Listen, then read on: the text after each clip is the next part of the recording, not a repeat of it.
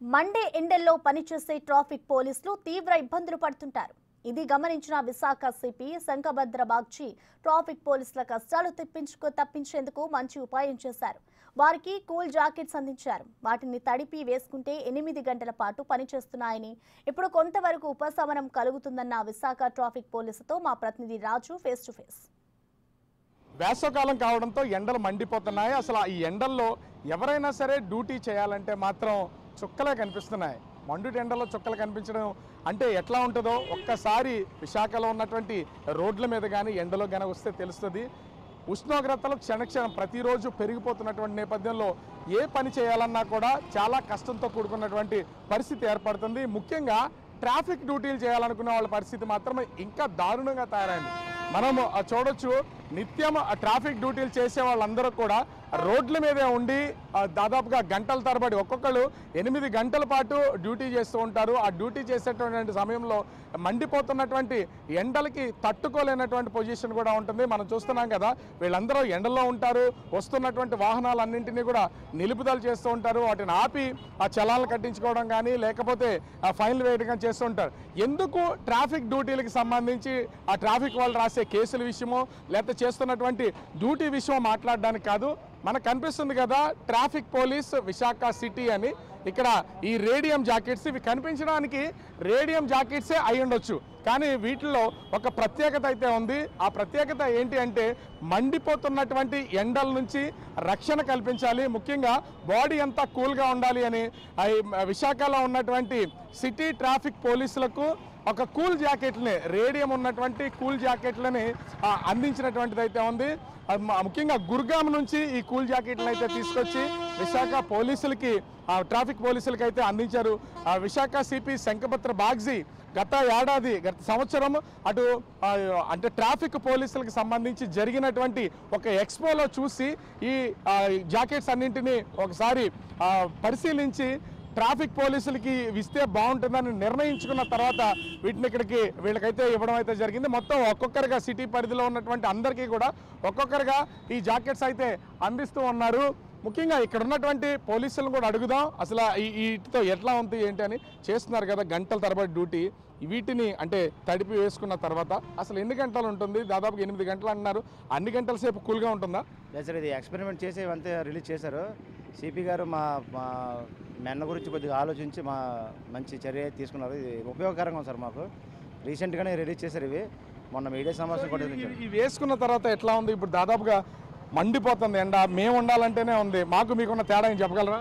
మామూలుగా ఉన్నప్పుడు మనకి ఎండ డైరెక్ట్గా ఉంటే యూనిఫామ్ కూడా హీట్ ఎక్కిపోద్ది. అయితే ఇది వేసుకున్న తర్వాత మనకు అది చల్లగా ఉంటుంది. ఇప్పుడు వేసుకున్నారు, ఎంతసేపు అయింది వేసుకుని? అప్పటికిప్పటికి కూల్ ఏమన్నా తగ్గిందా, అలాగే ఉందా? కూల్ అలాగే ఉన్నా సార్.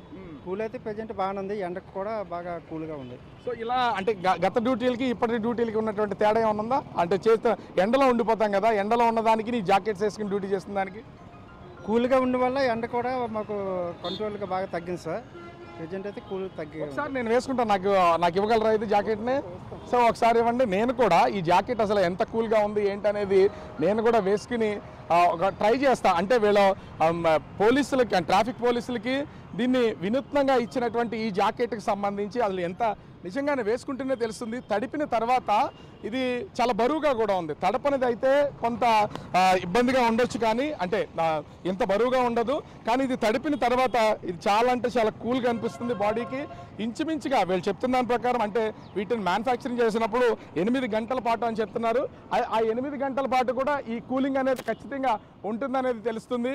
సో చాలామంది ఇక్కడ ఉన్నటువంటి పోలీసులు అందరికీ కూడా ఇవి ఇస్తున్నటువంటిది అయితే మనం అయితే చూడొచ్చు. వస్తున్నటువంటి వాళ్ళ డ్యూటీలకు సంబంధించి కూడా వాళ్ళు చేస్తున్నటువంటి దానికి సంబంధించి అయితే చూడొచ్చు. ముఖ్యంగా ప్రతి దానికి సంబంధించి ఎక్కడ డ్యూటీ చేస్తున్నటువంటి సమయంలో ఎండల తీవ్రత వస్తుందా, ఆ ఎండ తీవ్రత అనేది ఖచ్చితంగా ట్రాఫిక్ పోలీస్ మెన్ మీద పడకూడదు, ఉమెన్ మీద పడకూడదు.